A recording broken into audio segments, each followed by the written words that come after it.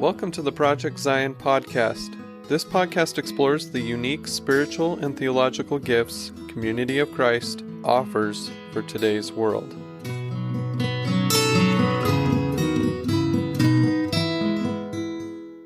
Hello, and welcome to Project Zion podcast. This is your host, Robin Linkhart, and today we are bringing you part 2 of the life and times of women in Community of Christ.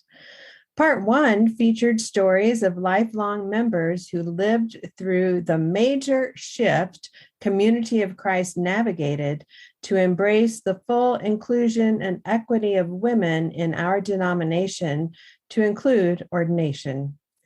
Today, we will hear stories from women new to Community of Christ who in one way or another are navigating a very similar shift, but doing it in an incredibly short span of time. All of our guests today grew up in the LDS Church and are now members of Community of Christ. I want to give a very warm welcome to our guests, Leslie Dalton, Joanna Smith, and Brittany Mangelson. Thanks so much for being with us. So let's take a moment to get to know you. Tell us a little bit about you, Leslie. Hello. Thank you for having me. My name is Leslie Dalton. I live in Utah County in Utah. We're a blended family. We have 3 children and 3 grandchildren. So that's super fun and kind of new. I'm a junior high English teacher, and I'm currently an elder in Community of Christ, and I'm a member of our congregation pastorate. Thanks, Leslie. Joanna. Hi, my name is Joanna Smith. I currently live in Salt Lake, Utah. I'm just down the street from the Salt Lake Community of Christ. I am currently married to my second husband, wonderful activist, feminist man, Mark Barnes, and I have 4 children of my own. He has 4 adult children. We have 8 grandchildren, and I'm an activist, and I've been a stay-at-home mom. I've been a CEO. I've been an activist, and I've been lots of hats as to what I do. And I joined Community of Christ just this spring. Thanks so much, Joanna. And our one and only Brittany Mangelson. So hello, everyone. I think that the podcast listeners probably know way more about me than maybe I'm even comfortable with. But I'm Brittany Mangelson, and I also live in Utah County, really close to Leslie. I serve Salt Lake Community of Christ as an elder, and I've served in various leadership positions in that congregation. And I currently work full-time for Community of Christ as the social media seeker ministry specialist. And part of that role includes Project Zion. So I'm really excited to be here today. A little nervous to be on this side of the mic though, but it'll be good. Well, we're super glad to have all 3 of you with us today. Before we get into your unique experiences as women, continuing your faith journey as a woman in a denomination that practices full inclusion and participation of women in all dimensions of our community, can you tell us the story of how you came to be a member of Community of Christ? Joanna? My Community of Christ journey was both incredibly long and very, very short. I've been aware of Community of Christ my entire life. I attended reunions growing up with large extended family reunions growing up with members of Community of Christ. And then, so I was kind of vaguely aware of it in that regard. And then I was highly involved in the ordained women movement, trying to get LDS women to get the priesthood. And instantly in that, we learned, and I started studying Community of Christ and their strong women in Community of Christ and their equality struggle. And then over the last 5 years, I kind of came 2 or 3 times a year to Community of Christ and stayed in touch with the community. And then just in the last year and a half, I became actively engaged in studying and questioning if it would be a good place for me. And then a moment came and I just pulled the Band-Aid off and I realized everything that was holding me back. And I just decided to get baptized. So I was just confirmed this spring. Thanks so much, Joanna. Leslie? So I would say I'm also formerly LDS, and I was never actively involved in ordained women, but I think that they had a huge impact on me and making me think about things. Equity has always been a major value for me. And so I had a lot of issues with LGBTQ acceptance and people of color, and of course, women in the LDS church. And a few things happened one year or over a couple of years. And I just reached a breaking point and I couldn't be party to some of those things anymore. So I decided to just kind of look around and see if I could find a new community. Community of Christ was like not on my radar at all, at the very bottom of my list, because I wasn't interested in joining another restoration faith. But I went one day and it just felt like home to me. And I decided I didn't want that I still didn't want that to be a thing for me. So I stayed away for a while and I just kept thinking about how good I felt there. And so I guess maybe 4 or 5 years ago, I went back and I just kept coming, and I was confirmed, I think 3 years ago. And I've very much loved it. Thanks, Leslie. Brittany.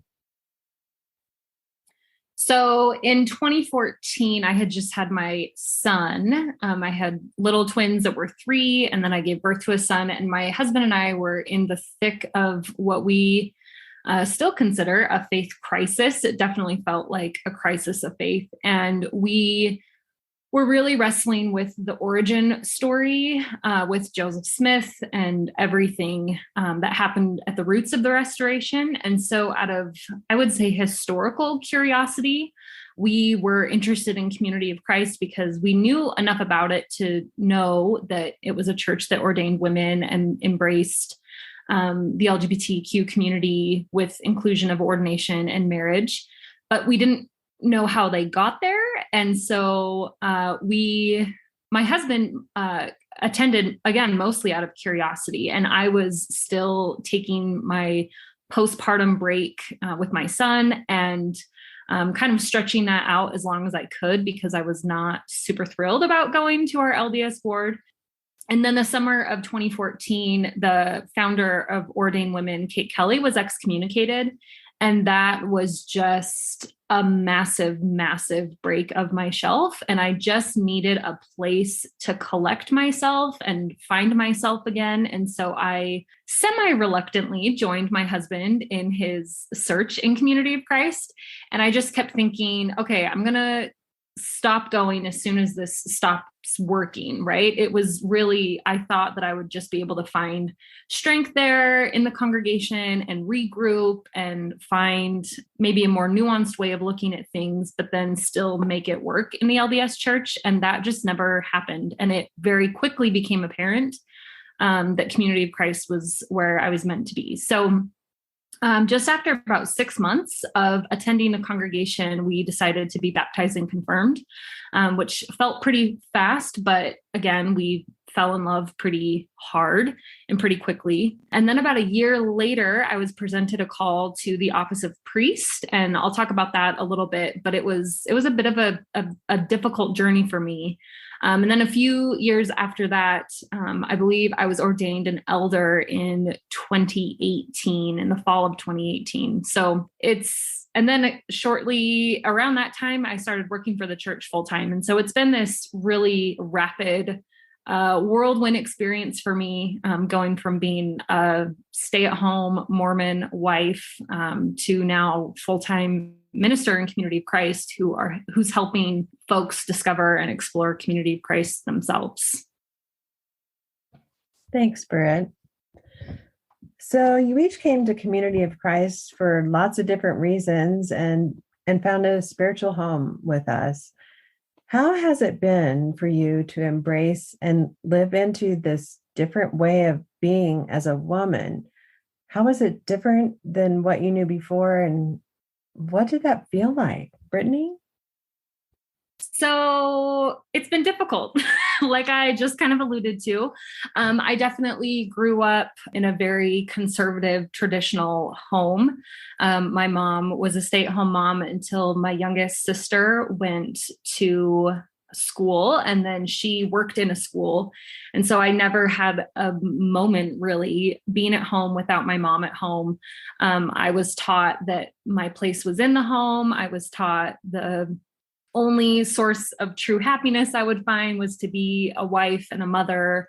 And so traditional gender roles were really all I grew up with. And so coming to Community of Christ and recognizing that even without ordination, I would be liberated in ways to serve and really invited into ways to serve that went against what I always thought was my quote, divine nature. That's a very LDS term, but it felt like I was stepping into a role that was almost like a costume, right? It almost felt like I was playing dress up, or when I was asked to lead different services or do different things, it just felt, it took time to grow into that. It was also difficult because I think a lot of people think that when women leave the LDS church and they go to a denomination, even if it's not Community of Christ, but just any denomination that is more equitable towards women, there's this assumption that we are power hungry, or that we, are just leaving to gain more influence and control. And so it almost felt like, because my ordination came so quickly after I joined, it kind of felt like I was proving all of those folks right, because I knew that there were people that assumed that about me. I'm also one that doesn't necessarily like to be at the center of attention. I'm an introvert by nature. I am friendly and outgoing, but it also just comes at a cost for me. And so again, ordination and living into this new role of actually putting on church has definitely taken some time to grow into. And I also have a very, I guess I would say, sensitive soul to how it looks for people. I recognize that, when I serve communion in my congregation, there's a really good chance, especially in Salt Lake, I might be serving communion to someone for the very first time who's never had a woman serve them communion before. And so I remember one time this dad brought his little girl in on a communion Sunday because he just wanted his daughter to see a woman serving communion. So in the context of my ministry, there's an additional weight, an additional responsibility that I feel, because there are a lot of eyes on us, and we don't look like other ministers in the community. We don't look like what people expect an elder to be. And so I sometimes have a hard time letting go of all the voices in my head about how this should look, or how I should act or behave or respond to folks.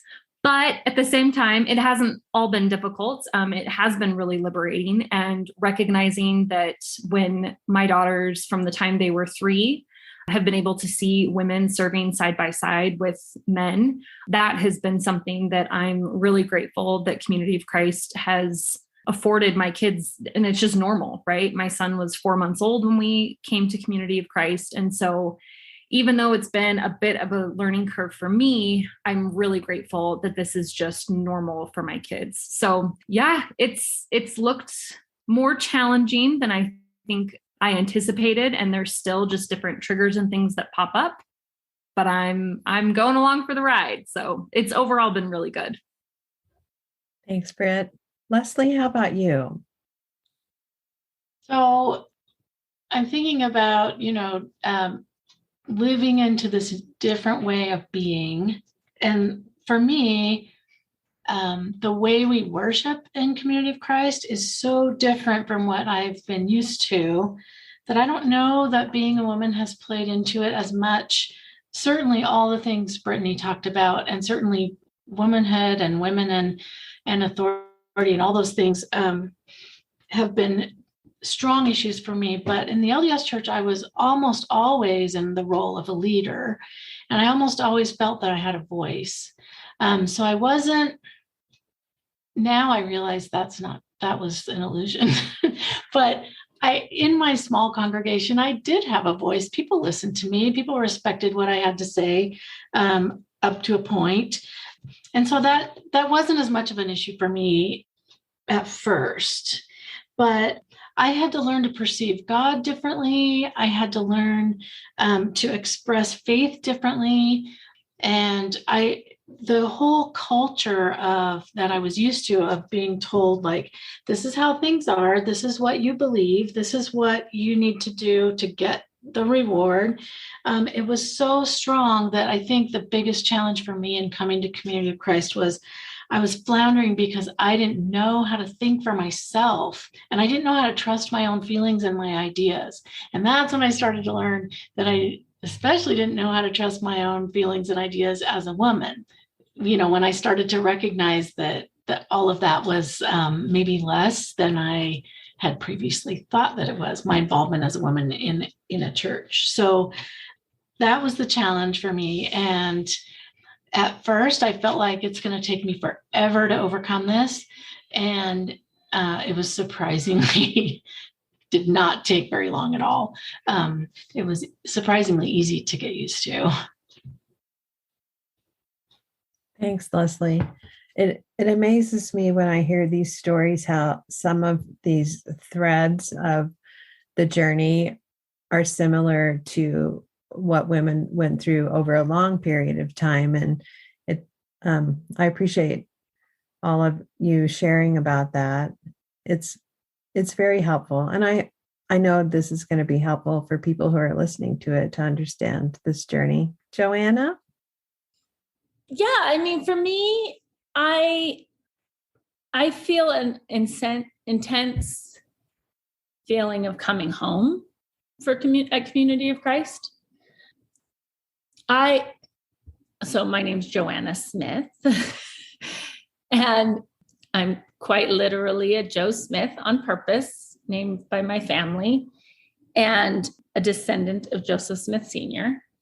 And so I was taught from my very core, very earliest interactions with faith that the Restoration movement was a movement built for me and a movement that my personal family sacrificed to create the community that they wanted.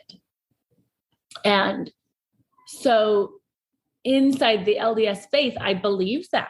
I believed that for decades. Over 3 decades, I truly believed that if I contributed to my community and if I built it up, it would become what it could be or what I wanted it to be or better. And it wasn't until I put up my profile that it was like instant backlash. And then I was put in my place. I was put in my place. There was backlash, there was everything. And the community that I thought and was told intimately was my birthright rejected me. And I don't say that like, I just say that that's like how I spiritually experienced it. I don't see it that way, but I'm saying that that's how it was explained to me. I guess that's a better way to put it. And I couldn't understand how a church could reject its congregants, because to me, a church was made up of a community of faith. And so, like, how can you reject somebody else's faith? And so coming to Community of Christ had my spiritual language and the same language that I spoke of, but also a radically different way of letting me identify with no script. And I would say, like, the way I was raised, I had this path laid out before me, that there were these steps you take, and then you take this path, and it was a straight and narrow path that was very prescribed, and this is what would happen. And when life didn't turn out that way, or I followed all the rules and all the paths, and then still it didn't work out that way, like there wasn't a path. I just felt lost. And coming to Community of Christ gave me just an open field to walk in. Like, I could walk over here and figure some things out, and I could walk over here as a woman and figure things out, and I could try on something here. And it was all this beautiful, beautiful wildflower patch that I could just kind of explore and become who I wanted and needed to be at the time. And I can grow from that, and I can change my mind and go back, and I can grow. And that feels both wildly radical and like life-changing, to be untethered and terrifying, but also intensely, unconditionally loving and intensely faith-driven, because I allow my faith to be an action word, to let me go walk from one path to the other, or to make a new path, or to just go over there when there is no path. So to me, it's been radically different, and also the most at home I've ever felt in my life. Thank you, Joanna. Those were some really powerful images as well as words.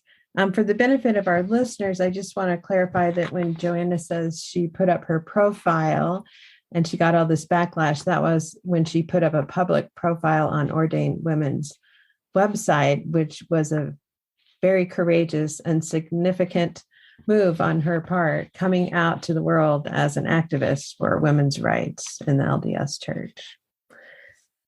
Thank you all so much. I just have tingles going over my whole body, because this is such a powerful journey, and I feel so honored and privileged to be sharing this conversation with you and listening to you as you share from the depths of your experience and your hearts. Some might assume that a new sense of liberation and inclusion would be all positive, and we've touched on that a bit already. But we do know that change is always difficult, even the most positive of change. What have been some of the challenges, and how have you navigated some of those? Leslie?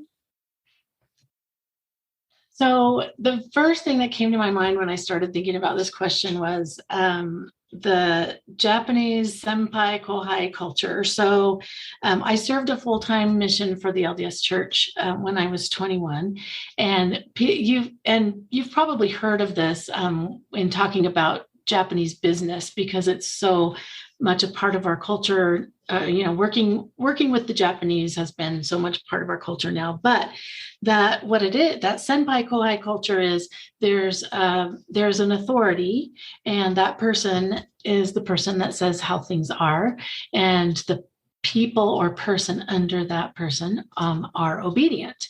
And so in Japan, that people fit into the LDS Church so easily once they changed their concept of who God was. That was their big issue, but the authority issue made so much sense to them. And even as a missionary, when put in a position of leadership or authority, which I would say I never had any authority as a missionary, but there was that culture, right? So you just did what you were told until you were put in a position over someone else. And that makes it really hard to think for yourself because you are constantly looking for the person in charge, and looking for that person's cues or just straight up, commands for what you need to be doing. And if you start thinking for yourself, that's when it becomes really painful. So you don't, just out of self-preservation, right? And that concept of authority has been deeply ingrained in me. And I had very authoritarian parents as well. They were good parents and they loved me, but you did not say no to your parents and you just did what you were told. So anyway, coming into this, my own sense of personal authority, and I think this is what Joanna was speaking to as well, having my personal authority be valid, like my path, and like Joanna said, going over here for a while and then going over here for a while, and finding that place has been exhilarating and terrifying at the same time. So but the more I do it, the less scary it gets and the more natural it becomes. And again, I don't know, it's partly because I'm a woman, but it's also partly just because of the culture that I was in for so long and how we are expected to be. And yeah, it's scary to break away from that and not having all the answers, not knowing where I'm going or what's going to happen to me. That is very scary until you realize how freeing it is to not know. Thank you, Leslie. Joanna. Yeah, I kind of touched on it before, but yeah, there's backlash. And when you choose to leave your traditions in any form, there's backlash and there's pain, and it's all valid. It's just quite painful. And I think that having changes, but I don't view changes. I don't view it difficult as bad, I guess, is what I'm saying. I've learned over the last decade of my life that growth is hard and painful and beautiful. So it's been challenging to learn that, and to recognize it in myself. It's been challenging to, like Leslie said, trust myself in that, but also intensely rewarding, because when I've stood up and said things clearly and affirmatively that I know are true in my heart, and then the backlash comes, I actually can live with no regret in that I've searched and asked myself the questions of faith. So it's been incredibly difficult to enter a world of liberation and inclusion and just equality. But I don't think that the difficulty is a negative. And I remind myself every time it's hard, which is daily. Thank you, Brittany. So I just want to say a big old ditto to what Joanna and Leslie just shared. But when I was thinking about this question, I thought of a very specific challenge that I experienced. So I said before that I was ordained first to the office of priest. And I was heavily involved with Mormon feminist communities online and in person. And this idea of the ordination of women was obviously on everyone's mind. And so I was one of the first to break out of the LDS church and to be ordained.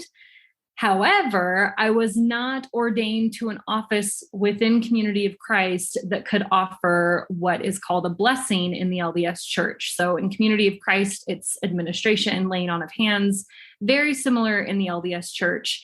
And because there was there was a cultural clash that was happening, because in the LDS church, if you are 27, like I was at the time, you would not be ordained to the office of priest. You would be ordained automatically to the office of elder.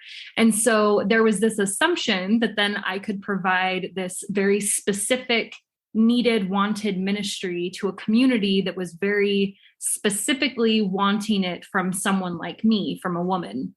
And that was difficult. So, because I couldn't do it in Community of Christ. And so I found myself in this weird crossroads of not feeling like I was ready for ordination, because I still felt so new and was still trying to figure out what ordination meant, what priesthood meant. I was still in the process of rebuilding my faith and my theological beliefs. And yet I was being asked to give ministry in a certain context. And then this other community that I was part of assumed that I could give ministry that would match their context. And I just felt like I was being pulled in a million different directions. And so I found myself in this place where I was trying to explain Community of Christ priesthood structure while not making apologies for it, but while not throwing it under the bus because people couldn't understand why I couldn't give them a quote unquote blessing. Like, I just had multiple experiences where I just found myself trying to explain something that I didn't even really understand, and feeling again this paradox of not even feeling like I should or could provide ministry under the umbrella of ordination, whatever office it was, but then also not being able, like still being bound up in institutional titles and things like that, and not being able to just officially provide the sacrament that was being asked for me. So it was an uncomfortable place. And there weren't a lot of people. I felt like there weren't a lot of people that really understood where I was coming from. On the Community of Christ side, again, the culture is just so different. And then on the LDS side, the culture is so different. And so there was just assumptions that were made, and there really weren't a lot of people who had been in that exact spot before. And so it was really difficult. It was this period of time where I really questioned ordained ministry in general, like, are we just getting in our own way? Like, are these now stumbling blocks of just providing liberated ministry? And I really had to face, some more demons in the restoration history closet, because again, this is a structure, this is a framework that was put into place by the founding leaders of our collective church. And so it was difficult for me to kind of be part of something, but then still see the limitations in it, I guess, all while questioning my own worthiness and place to even be at that table. So I don't know if that was confusing or if it was as confusing as it felt at the time, but it really, it was a struggle. So, yeah. I want to actually just tell you, as someone who was in the community you're talking about and watching you go through it, it also, I think there was a lot of people that felt like we were starving in the desert for female, spiritual leadership. So it was yay, we have it. And then it was this desperate plea to be all and end all and do all to whatever anybody else's idea of that was. Because coming from having none of that to having some of that, it was please give us something, anything. And everyone wanted it in different ways. And I think you navigated it beautifully. But from my perspective of it was recognizing that we had no spiritual leadership. I mean, I looked up to strong young women leaders growing up in the mainstream LDS faith. And I looked up to strong women in my family, but I didn't even me in my feminist mind didn't give them spiritual authority until somebody else told me I could. So that to see you go through it and then see everyone want to require of you what they thought it could be because someone told you it was there, made all of us evaluate what that looks like or could look like. Sorry.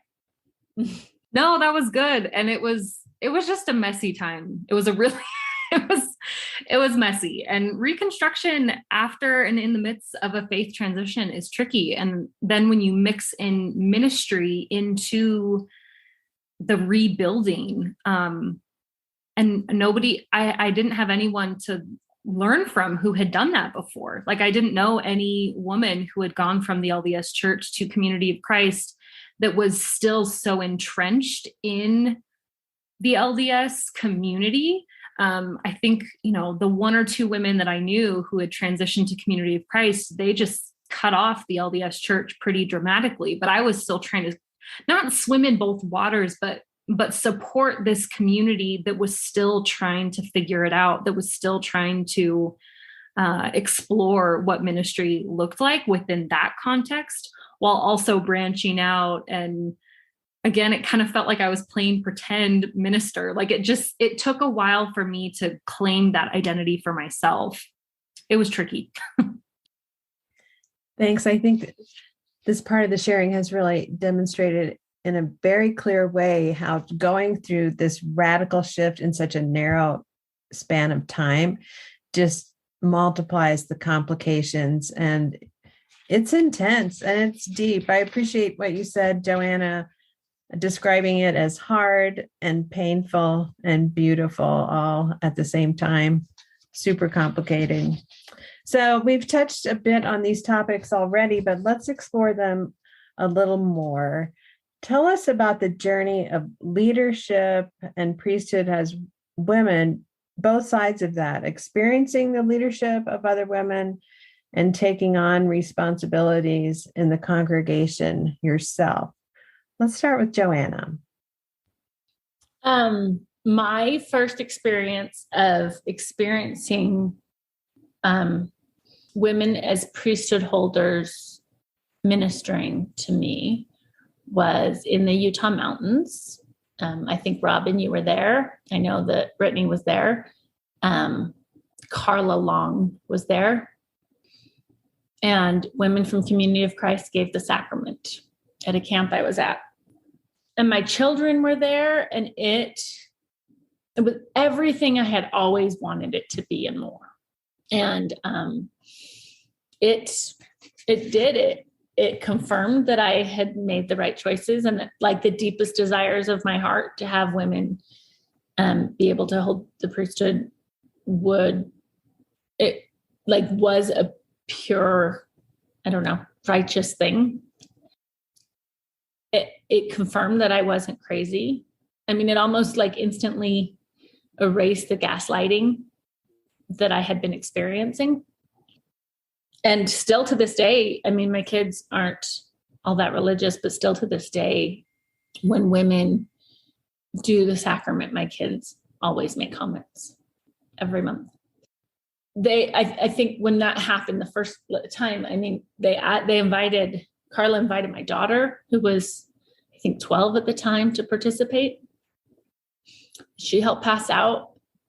And it changed even how she views service and connection and community across the board. So, experiencing the leadership of women and allowing women to minister to me, I think has been the most beautiful gift I've experienced in Community of Christ. Thanks, Joanna. Brittany? So I think the first memory that I have of getting ministry from a woman in Community of Christ was actually just a simple conversation that I had with you, Robin, at Redcliffe. I was terrified to be at camp. My first experience with Community of Christ was not in the congregation. It was at the campground. And I did not realize that you were a president of 70 at the time, Robin. And so I wasn't sure of your title, your authority. I didn't know much about you. It was, I think, literally our first time talking. And you had made a connection really quickly that you also had twins. And Locke Mackay was there, and we started talking about church history, and there was that shared connection of twins. And I had just had my infant son, and I don't think I realized it at the time, but that was ministry. You didn't lead with your title. I didn't know who you were. Actually, when I found out that you were president of 70, that's when I totally got freaked out, because it just was so, again, one of those cultural clashes of, here's this woman, president of 70.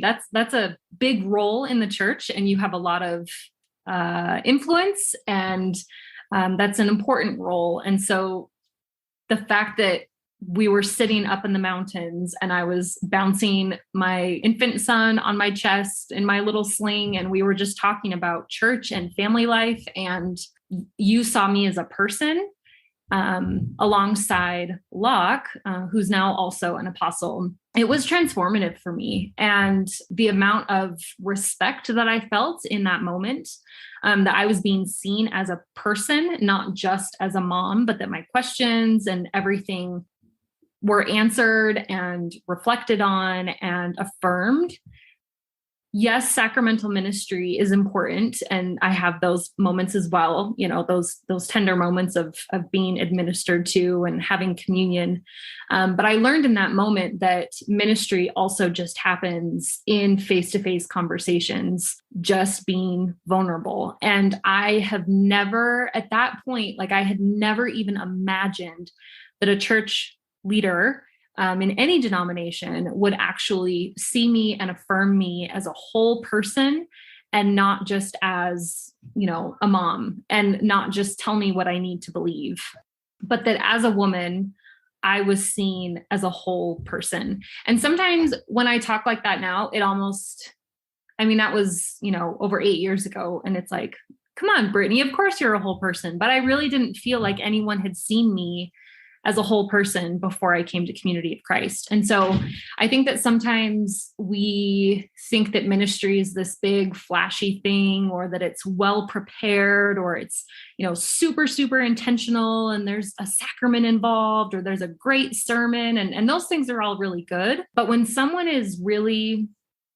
broken and struggling to even know if God exists, let alone if God sees them and loves them, just standing across from someone who sees them as a whole person, to me, that is the most powerful ministry that someone can bring. And that happened that day at camp. So, I have a million stories of then how it's felt to, turn around and be that person for other people. I already mentioned that dad that, came and tracked me down with his little girl. And because she wanted to see communion, the sacrament, officiated by a woman. So it is a privilege and an honor to turn around and be that person that can see others who are often overlooked, who are often pushed aside, but to really stand in that place and see another human as a full human. That for me is the most, I don't even know what word to use, exciting, humbling part of ministry. The sacraments are great, but actually showing up and seeing God in the face of another person, that's where it's at for me. And to have that from a woman with quote unquote institutional authority, and then to suddenly be the person with quote unquote institutional authority, and to be able to provide that for other people, that for me has been the most amazing part of this journey. Thanks so much, Britt. I just want to add, it's been a humbling experience and life-giving experience to watch you live into that circle and come around full circle and share, as you say, embracing your whole person self, and then sharing your whole person self with others who can learn the same thing. Thanks. Leslie. I just want to say, speaking of women in leadership, Joanna's wearing a top that has little tiny pictures of Ruth Bader Ginsburg all over it, and it's amazing. So we gotta get through the day however we can, you guys. This is my shirt to remind me that one woman can make a freaking huge difference in her community, even if it's hard. Women in leadership everywhere is powerful for humans everywhere. So seeing women in leadership from the very beginning was so powerful and so moving to me. And I just loved seeing women presiding at meetings. That's not a thing that happens elsewhere.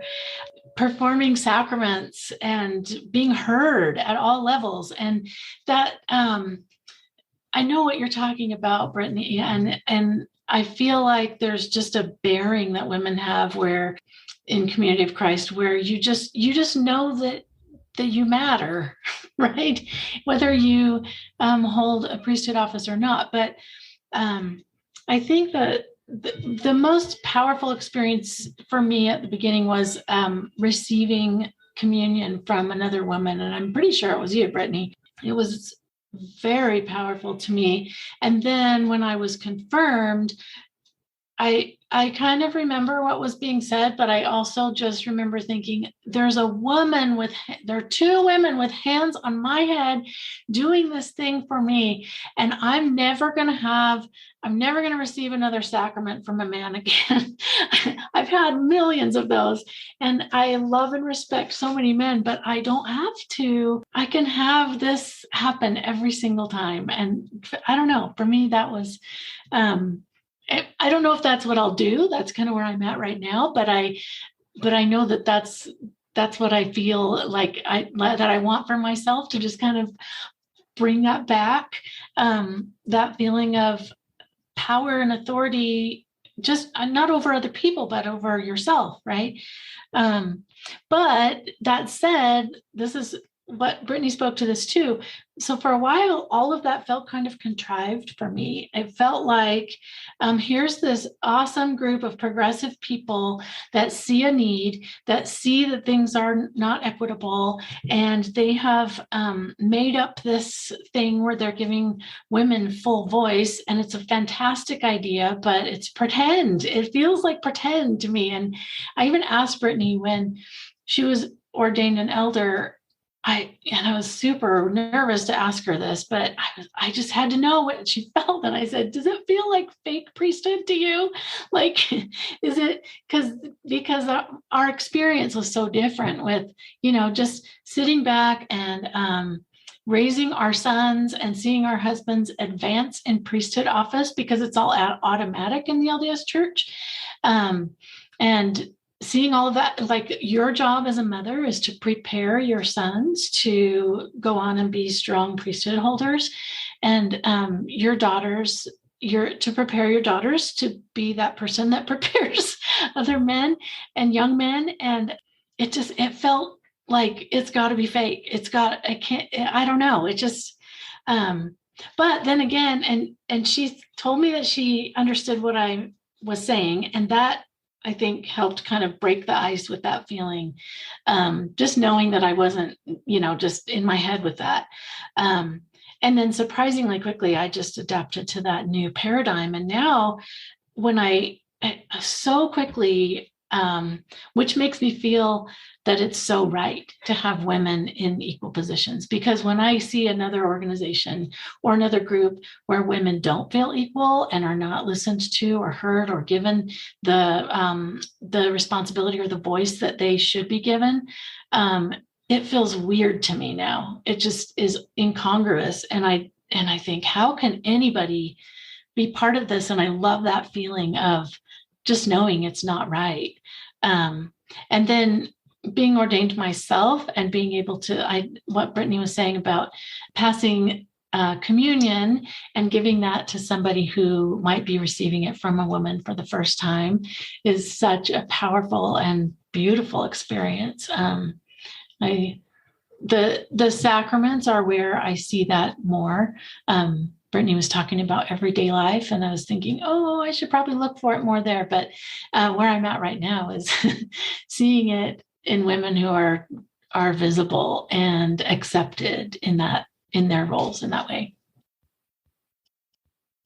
Powerful step. I'm reminded when I lived in Utah for 3.5 years, how abrupt and sometimes sharp the overwhelming presence of patriarchy was just in everyday life, even going into stores, navigating different pathways in the community.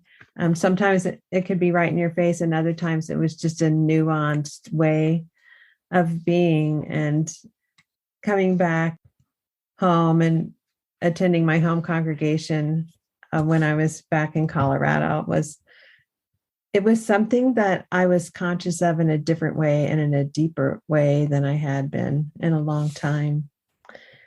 So we've talked about a lot of really intense things. How has all of this impacted your family life, your professional life, and your network of relationships? Brittany. Well, that's a massive question, and it's impacted literally every aspect of my life. A lot of friendships shifted when I came to Community of Christ. However, it has also expanded my network of relationship tenfold. I still am kind of known in a lot of spaces for being the Community of Christ minister. Luckily, there's more of us now, so it's not all the pressure's on me. But I think that I still get called upon a fair amount by folks who either want a wedding done, who want some sort of pastoral listening ear, who want administration. I am on people's short list of folks who they feel comfortable sending their queer kid to, or just a lot of people. I don't say that to elevate myself in any way. It's actually terrifying for me and a really serious role, and it's scary to be the person that people know, oh, you have a question about Community of Christ? Here's my friend Brittany. Oh, you need somebody to talk to you about this? Here's my friend Brittany. Oh, you want a blessing from a woman? Here's my friend Brittany. It's something that I take very seriously, but it is also, I guess it keeps me on my toes. As far as my professional life, here I am. I never thought I was going to be a full-time minister. That was not in my career plan at all, not even a little bit. And yet here I am. It's impacted my family life a lot. Luckily, I have a really supportive spouse. He himself is ordained and works on the podcast, and supportive and interested and involved in Community of Christ himself. So that hasn't been too big of a hiccup. But as far as parents and siblings and friends, it's been really challenging. And I think especially here in Utah, where everyone assumes that I'm still this submissive Mormon wife. And then if they find out that I'm not, it's been a little shocking. We recently moved a couple of years ago to a new neighborhood in our town. And that's also been interesting because, I've just been able to introduce myself as a full-time minister. And so we don't necessarily have that ex-Mormon label hanging around, but I'm now known as like the woman clergy in the neighborhood, which again is this weird title to carry around, especially here in Utah County. So for the most part, it's been good, but there still are significant challenges, and they come up every once in a while. And just when I think I'm over having difficult conversations, another thing happens where I realize we still have to go there, because the reality is I let a lot of people down, when I left the LDS church. And when I came to Community of Christ, and then with every ordination and every yes that I've said, I've continued to let people down. So it's hard being a big embarrassment to people who you love. And then at the same time, the thing that's making you such an embarrassment is also the thing that is giving a lot of people hope and allowing a lot of people to meet God in a different way. So again, I still kind of feel like I'm stretched in a million different directions. And I try to be who I am and not hide different parts of me depending on whom I'm around. But it's also really difficult because I don't want to be in your face about it or anything like that. I will say that my grandma passed away last year, and we just did a little graveside service, and my dad asked me to read her obituary and kind of a little eulogy that he had written. And my sister-in-law said afterwards, she said, "Brittany, I can tell that you were born to be a preacher because you absolutely had your preaching voice." And I didn't know how to take that because, I mean, I knew that she meant it positively, but I also was then like, crap, did I make my family uncomfortable? You know, did I speak with too much authority? And so I was just in my head, and it was a very LDS Mormon little service, but I spoke like I speak in Community of Christ, and just like that switch in tone changed, and it was enough to be recognized and spoken to me. So it has impacted every part of my life, and it's this weird juggle of just trying to be who I am and yet not trying to make people uncomfortable with who I am. Leslie. I feel really lucky that I haven't lost meaningful friendships or family or anything since leaving the LDS Church. And joining Community of Christ and being ordained are not the things that make that big difference, right? It was leaving the other place.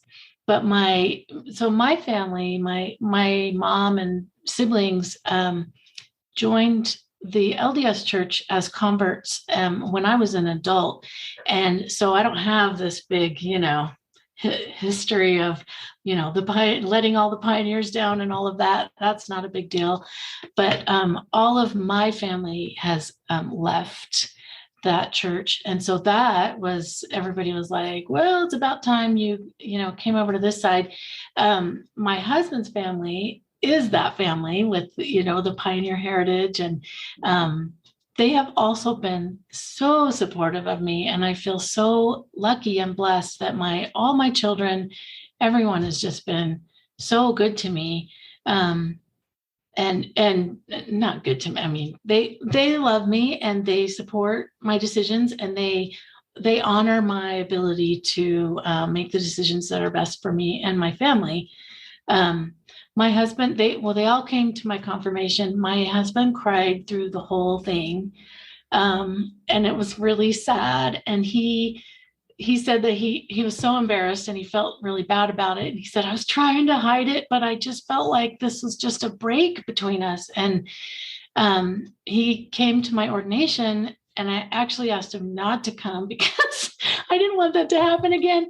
I didn't want him to have to go through that sadness again. And then, and he said, no, I want to come. I want to support you.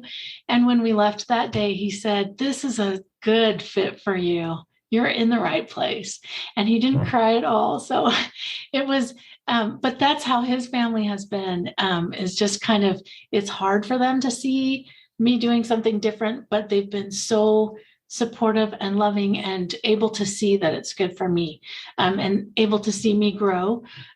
My professional relationships haven't really changed. My friends at work have been super supportive, and we're just going along doing our thing and teaching kids. And the same thing with my close friendships have all been not affected at all. I knew when I left my LDS congregation that I would be, I was done they were done with me, and I was done with them. And there are still people that I care about, but I was able to see more clearly the lack of depth in those relationships, because it wasn't very hurtful to me to lose them. And I still interact with them because they're in my neighborhood. But it was great to see, like, who are my close friends and who loves me the most or loves me enough to take me along. So not a lot of impact there. And it's heartbreaking when I see other people that have lost so many people that are dear to them, and the kind of pain that causes. Any pain I experienced was not because of my relationships. In fact, my close relationships are all stronger now than they were before. So I'm grateful for that. Joanna. Yeah, I think I lost a lot. If someone would have told me the cost to wanting a more just world and vocalizing that, I don't know if I would have given it up. But you can't foresee the costs. I've lost dear friends. I've lost most of the majority of my family. I've lost lots of job opportunities, openly told, but that's why I lost it. I would echo what Leslie said. It wasn't because of joining Community of Christ. It was, for me, I think I lost those things because of a rejection of the patriarchy. People say they value a certain religion and that's what they call it, but really they're valuing toxic patriarchy. But I've gained so much, and what I've kept has taught me what unconditional love is. And I feel like I love better because I've experienced unconditional love from people. And while I always thought I loved unconditionally, I think I've learned it in an intimate way now. So I feel like I've learned unconditional love, and I can do that better, and I can be a better mother, and I can be a better friend. And I can be a better activist and advocate. And I can recognize that there's unseen costs for everybody for any choice that people make. And while it might be worth it in the end to have such beautiful growth possible, it doesn't diminish the pain. Thank you all so much for sharing on that topic. The network of relationships is such an important presence in our lives, and change touches everything. You all have shared some about what you've learned along the way. Is there anything else you've learned along the way, and anything else that you've learned about yourself that you want to share today? Leslie? I definitely have more self-confidence, and I trust myself more. I think that I used to seek leadership roles because it was validating to me that I was worth something, or my voice was, worthy of being in the room. And I don't, Brittany or Joanna, maybe both of you touched on this earlier, but now I feel like I'm willing to serve, but I don't have the same needs for recognition because I know that I matter. That's powerful and so tragic to recognize that all of those kind of needs go away when you feel like you belong at the table. I always appreciate a thank you. Everyone does, but almost everything I do now is my idea because I'm allowed to come up with my own way to minister. And I don't need that same kind of validation that I had before. Oh, I did. I wrote it down. Brittany said something about being power hungry, and that people claimed that, you would come to a place where you could be ordained because you were power hungry. And I think it's exactly the opposite of that I felt compelled to slough all of those feelings off before I agreed to be ordained. And it really does feel like I can be a minister for Jesus Christ at this point, instead of worrying about what my position or what my role is, where it's going to get me. Brittany.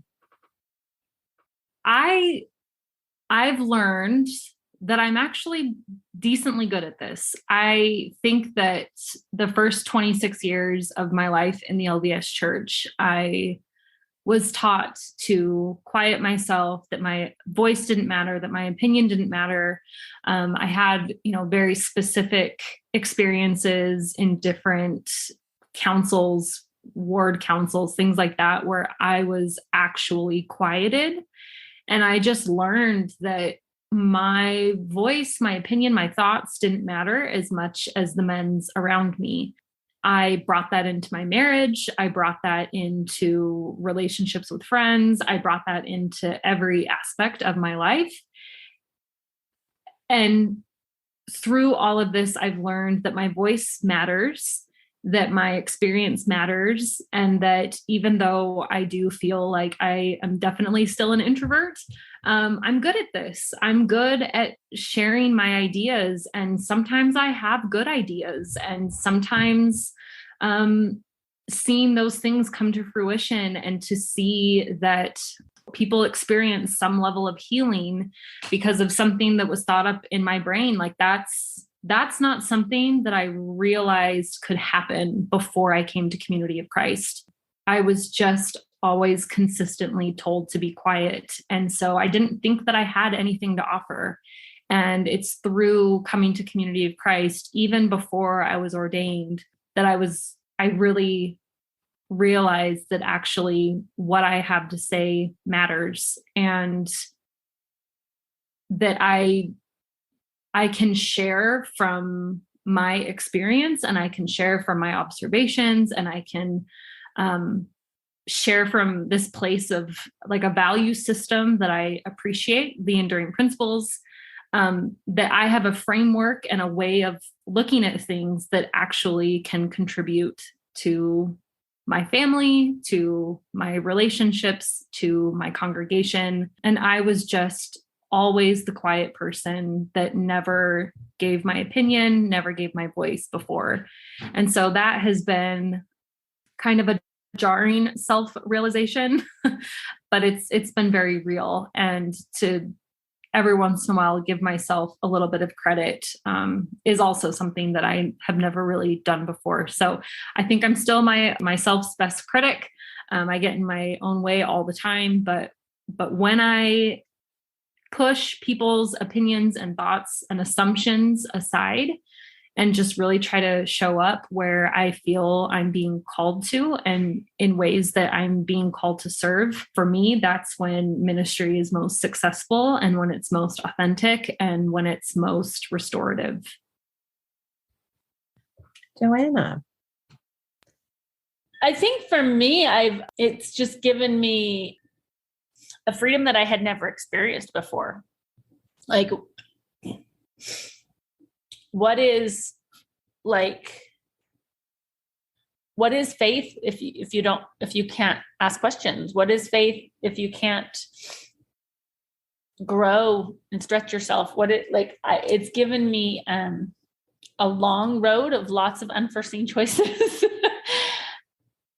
but it's given me a place for my actions and my work that is synonymous with my faith. It's given me a place I can let go of generational trauma. It's given me a place that I can embrace doubt. It's let me learn what true priesthood is, which I think I've always known, but now I can name it.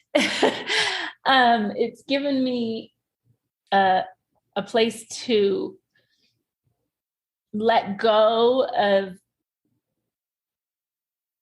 the rules and path that the patriarchal men before me have laid. And it's given me a place for unconditional growth and unconditional love. And that's ultimately what I'm learning still. I don't feel like I've learned it fully, but I'm allowed to learn what faith is in a whole new way. I'm allowed to learn what love is in a whole new way, and priesthood and just connection with the divine. It's a whole new world. So what kind of support did you need along the way of this journey? What was helpful? And maybe, and even perhaps most importantly, what would you want Community of Christ congregations to know about how to best support female seekers coming into Community of Christ as seekers, friends, and for those who decide to find their spiritual home with us? What would we might need to know? So this is a big question and I have a lot to say, but I will try to be concise. There's a lot. We come with so much baggage. We come with a lot of institutional distrust. We come with a lot of spiritual abuse on our shoulders. And it's really, really tricky to navigate that. And I think as much as having supportive women in leadership is helpful, I also think that for me, the moments that really took my breath away were when the men showed up in their support, lifelong members of Community of Christ that were men. I will never forget being at my first Mission Center conference, and I don't even remember who it was or what he looked like or anything about him, but it was a man who came up and talked to me about how excited he was about how I had shared my story and the things that I was doing and what was happening in the Salt Lake congregation. And in that conversation with him, nothing was said about my spouse or my kids or anything. I was seen as a whole person, me individually. I was not Josh's wife. I was not Sophie, Lily, and Grant's mom. I was Brittany. And he saw me as a whole person independently. And I had never experienced that before. And hearing the affirmation from him and other men that what I was doing on my own was good and it was enough and it was exciting. And I was seen as a leader to them even before I was ordained. That was life-changing. And I think having the support and modeling from women is super, super, super important. But I cannot tell you how encouraging and affirming it is to have male role models that believe in you just as much as your female role models do, who are there to support you, who are there to respect you, who are there to listen to you. That has been just the most mind-boggling thing about Community of Christ. And that's not to say that, we're totally rid of patriarchy ourselves. We absolutely swim in the culture of it here in the United States. But having the support of males in leadership has just been completely life-changing for me. Joanna. I could never name the amount of support I got over the last 8 years of my journey from women who were supporting me and guiding me and just being friends. I mean, the day I moved back to Utah from Georgia after living away for 20 years, I was invited by Brittany to come to her ordination. And that experience alone changed me. And there's 1,000 of those. And they changed me for the good. I think for people coming in and seeking Community of Christ, I think the thing that helped me the most was hearing that there is no path. There's just no path. There's no expectations. And that felt so weird to me. It just felt so foreign that I genuinely felt like they were lying when people told me that. I very specifically remember Carla being like, yeah, but I'm not lying. Carla had to use the words because she could tell I just didn't trust her enough. And she's like, no, you don't have to do anything. You don't have to join. You don't have to this. You can just come. And if you decide not to, I'm not lying. That no script, and permission to allow growth to happen allowed me to deeply be changed and deeply be affected and become wiser. And I was the person that needed permission to do that. So anyone seeking to become closer to the divine, and maybe seeing Community of Christ as a place to help them do that, I would say give yourself permission to do that. Give yourself permission to let go of that, to let go of the script and let yourself grow, and recognize that, it might hurt, but it's beautiful and beautiful in a deeply changing way. Leslie. Amen to both of those women. I think, Joanna, you're putting it in a better way than I did when I just kept telling my friends, this is the do whatever you want church. And Carla was like, no, it's not. You can't just do anything you want. And I had a hard time kind of explaining that compared to where we come from, that the fact that there's not a script is amazing. And it's also scary. We kind of talked about that before. I know that it's not the do whatever you want church, but it is in the sense that you are in complete control of your own journey and your relationship with God. And all of those things are you, not what you're just doing what you're told. And that is something that is scary to let go of, that path, right?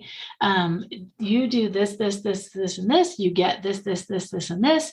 And if you don't do those things, you get this, and this, and this.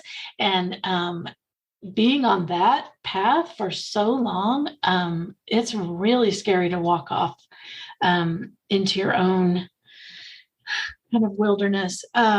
So if what I would say to people that were welcoming seekers, LDS seekers, is that some of that fear is not going to be visible, and often people won't even know that that's what they're experiencing, but it is real, to just kind of feel like you're floundering, right? And just tell me what to do. Tell me what to believe. Tell me what to think. Tell me what's true and what's not.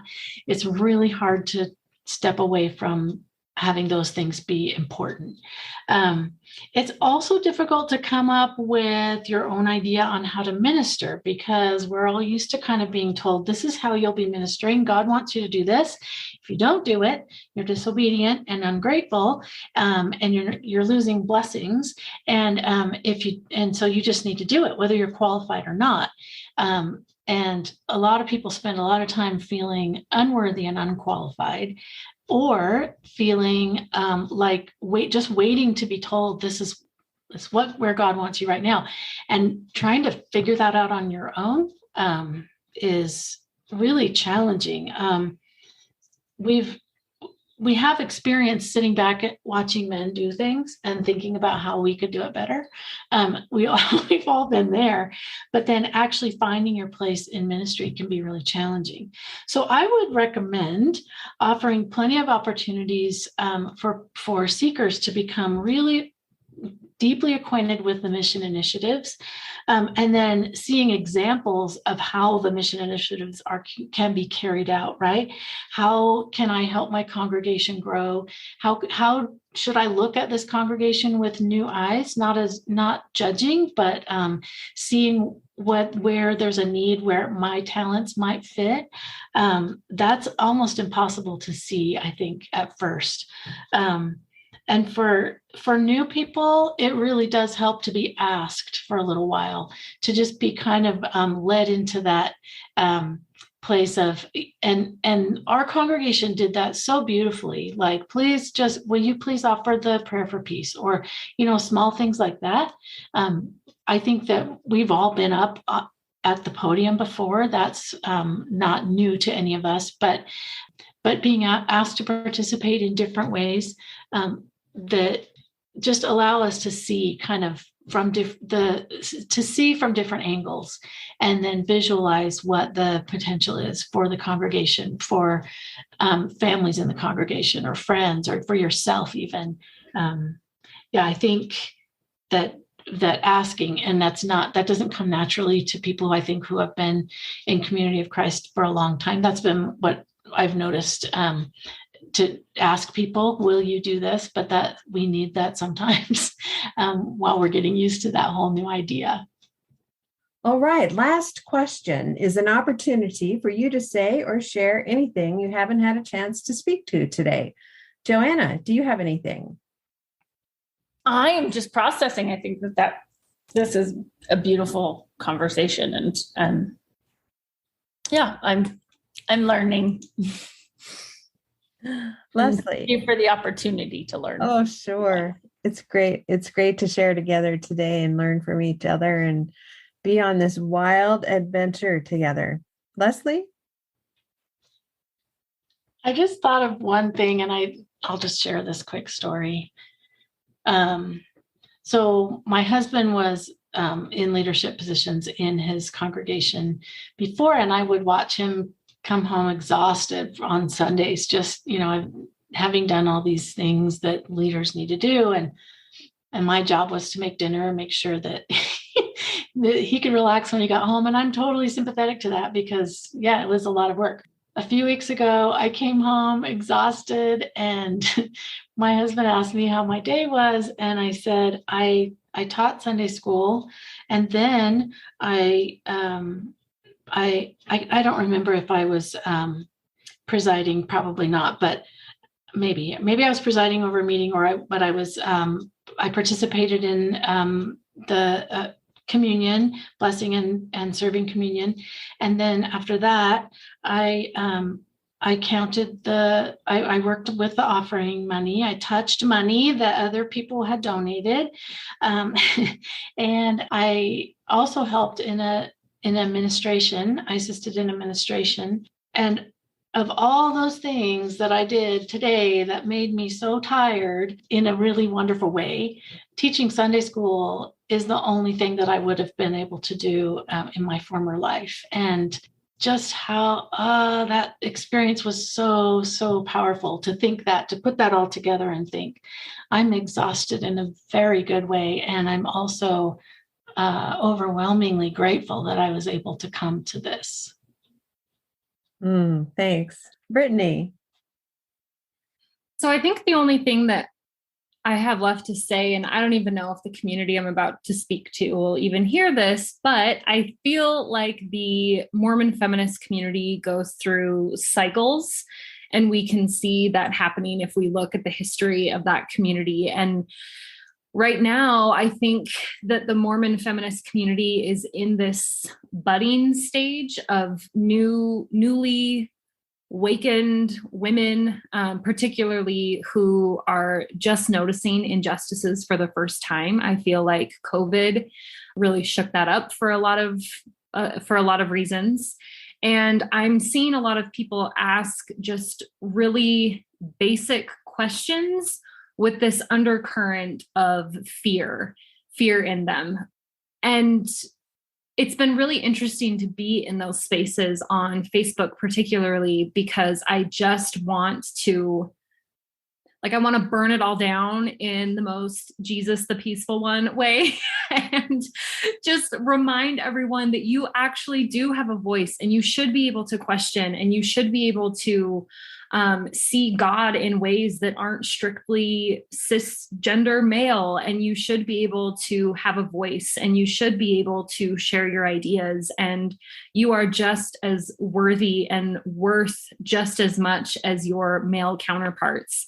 And I'm seeing so many women who are even afraid to ask those questions, and it just breaks my heart because there are decades and decades and decades of Mormon women who have asked these questions, who have acted on these questions, and who have really found liberation in other communities, whether that's a religious community or a secular community. And I just want to take the collective community that is Mormon women and just restate that there is a better way to do this. And you don't have to throw out your entire heritage.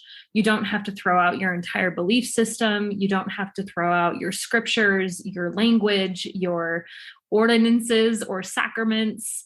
That there is a community that has started from the same roots, that has consistently chosen inclusion and equality. And we've done so because God has nudged us there.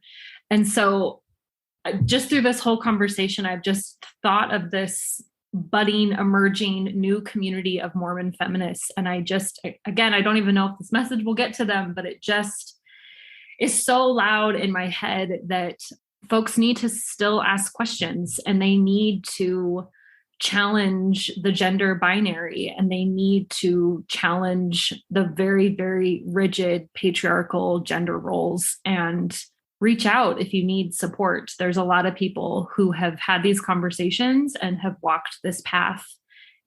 And I would add to that, like, when you experience pain from a community that hurts you, or policies that hurt you, or even doctrine that hurts, to resist the urge to throw it all out, to keep what is sacred to you sacred, and to keep your faith.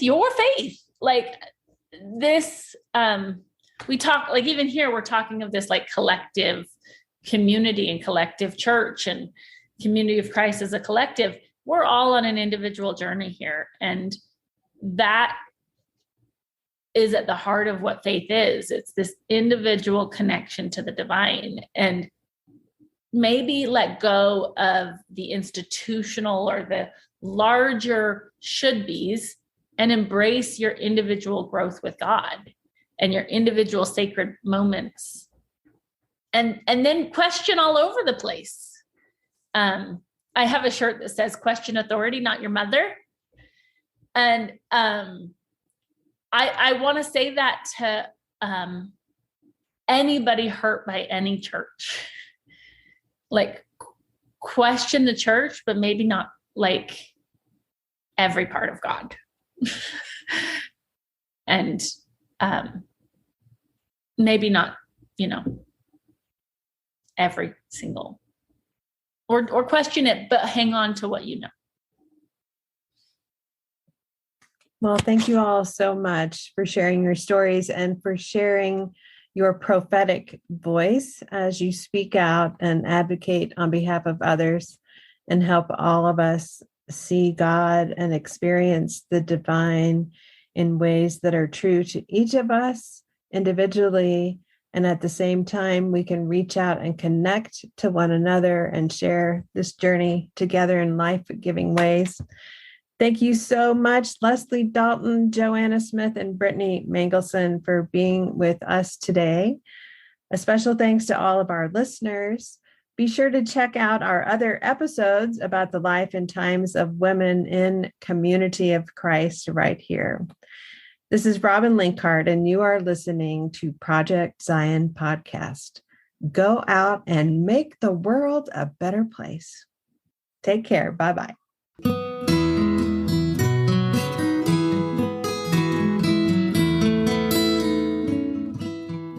Thanks for listening to Project Zion Podcast.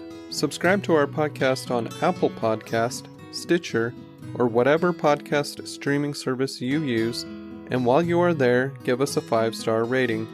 Project Zion Podcast is sponsored by Latter-day Seeker Ministries of Community of Christ. The views and opinions expressed in this episode are of those speaking and do not necessarily reflect the official policy or position of Latter-day Seeker Ministries or Community of Christ. The music has been graciously provided by Dave Hines.